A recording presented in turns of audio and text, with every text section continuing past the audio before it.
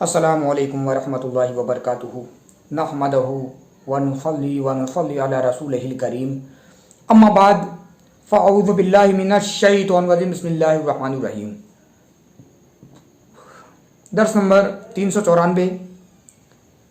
پارہ 6 سورہ مائدہ آیت نمبر 12۔ ترجمہ معارف القرآن۔ اور بے شک لیا تھا اللہ نے اسرائیلیوں سے مضبوط عہد اور بھیجا ان میں سے 12 نقیب، اور اللہ نے فرمایا کہ میں تمہارے ساتھ ہوں اگر تم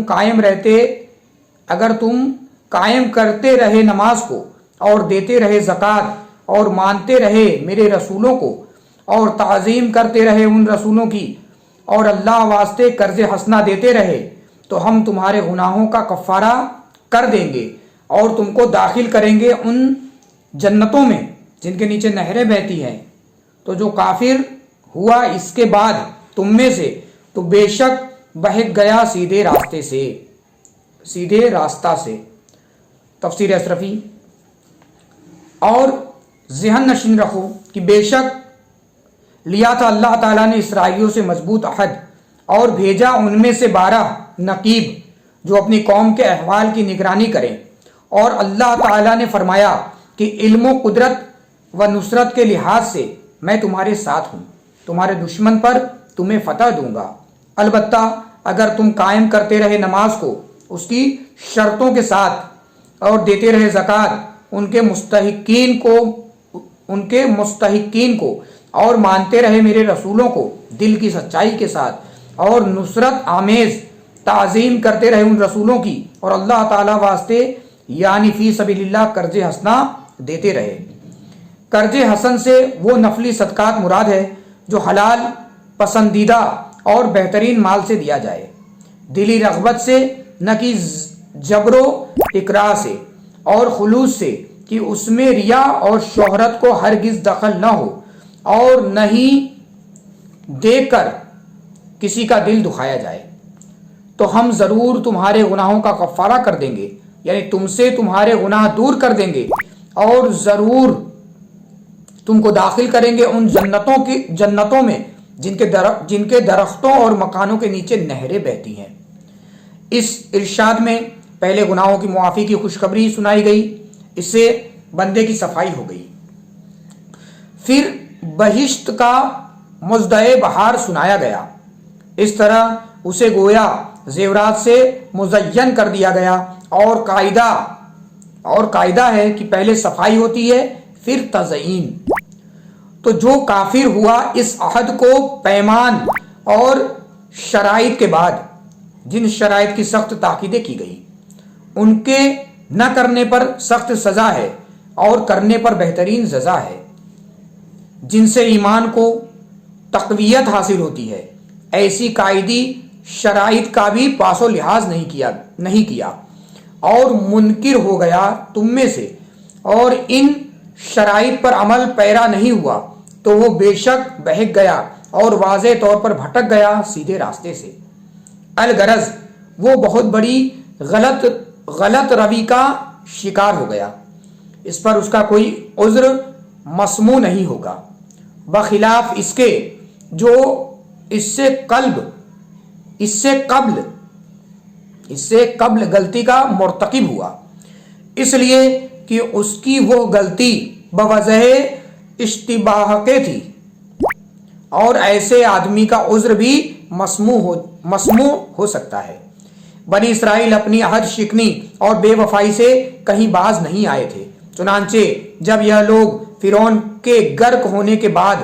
مصر میں رہنے سہنے لگے تو انہیں اللہ تعالیٰ نے حکم فرمایا کہ اریحا جو شام میں واقع ہے کی طرف ہجرت کر جاؤ۔ اس اریحا کو ارض مقدس سے تعبیر کیا گیا ہے، ان میں کنعانی جبارین مقیم تھے۔ بنی اسرائیل سے اللہ تعالیٰ نے فرمایا کہ میں نے تمہارے لیے وہاں کی سکونت مقرر فرمائی ہے، تم وہاں چلے جاؤ اور ان جبارین سے جہاد کر کے انہیں وہاں سے نکال دو، ان کی بڑی قوت و طاقت کے رعب میں مت آنا اور نہ ہی خوف کھانا، اس لیے کہ میں تمہاری مدد کروں گا۔ اور حضرت موسیٰ علیہ السلام سے فرمایا کہ آپ ان کی قوم میں 12 सरदार मुकर्रर फरमाए जो कि हर बिरादरी का अलाहिदा नुमाइंदा हो, हर बिरादरी का अलाहिदा नुमाइंदा हो, लेकिन शर्त यह कि वो दयानतदार हो और उन सब की जिम्मेदारी उसी के सुपुर्द हो, और जो अहकाम सादिर किए जाएं उनका इजरा उनके सरदारों के जिम्मा हो। चुनांचे उन्होंने खुद अपने 12 सरदार मुंतखब किए और उन सरदारों ने अपनी अपनी बिरादरी की कफालत का जिम्मा लिया और चल पड़े। जब अर्ज़े कनान के करीब पहुंचे तो हजरत मूसा अलैहिस्सलाम ने उन सरदारों को हालत का जायजा लेने के लिए अर्ज़े कनान में भेज दिया ताकि मालूम करे उनका चाल चलन कैसा है। उन सरदारों ने जब देखा कि कनानी बड़े ही मोटे, अजीमुल जुस्सा और कदावर लोग हैं और बहुत ताकतवर हैं, तो वो लोग यह हालत देखकर घबरा गए और आते ही तमाम हालात अपनी बिरादरी में फैला दिए। हालांकि उन्हें हजरत मूसा अलैहिस्सलाम ने रोका था कि उनके हालत अपनी अपनी बिरादरी को न बताना, लेकिन उन्होंने अहद शिकनी की। सिर्फ 2 हजरात इस मुआहिदा पर मुस्तहकम रहे। एक हजरत कालिब बिन युकन्ना जो कि यहूदा की औलाद के नकीब थे, दूसरे यूशा बिन नून जो अफराइम बिन यूसुफ की औलाद के नकीब थे। बनी इसराइल में दगदगा पड़ गया और इस्तिराब पैदा हुआ कि हम इन जब्बारों से क्यों कर लड़ेंगे। अल मुख्तसर वो खुदाए कादिर मुतलक की नुसरतो इआनत पर भरोसा न कर सके, बल्कि अपनी जसारत का मुजाहिरा किया और हजरत मूसा अलैहिस्सलाम से बोल पड़े कि ऐ मूसा, आप और आपका रब दोनों जाए सो वो जंग करें, हम यहाँ बैठने वाले हैं और बैठकर तमाशा देखने वाले हैं। अल्लाह ताला ने अपने फजलो करम से अपने वादे के मुताबिक हजरत मूसा अलैहिस्सलाम को उन जब्बारीन पर गलबा अता फरमा दिया और यह अहद शिकनी देखते ही रह गए। उन्होंने सिर्फ यही एक अहद शिकनी नहीं की, बल्कि हजरत मूसा अलैहिस्सलाम के विसाल के बाद उन्होंने बहुत सारे रसूलों को शहीद कर डाला और आसमानी किताबों में तहरीफ और अहकाम इलाहिया की खिलाफ वर्जी की। दौरान दर्स पढ़ने में किसी तरह की कोई लफ्ज़, कोई ख़ता, कोई गलती हुई हो तो मैं अल्लाह रब्बुल इज़्ज़त की बारगाह में तौबा करता हूँ, मुआफ़ी मांगता हूँ। अल्लाह रब्बुल इज़्ज़त कबूल फरमाए।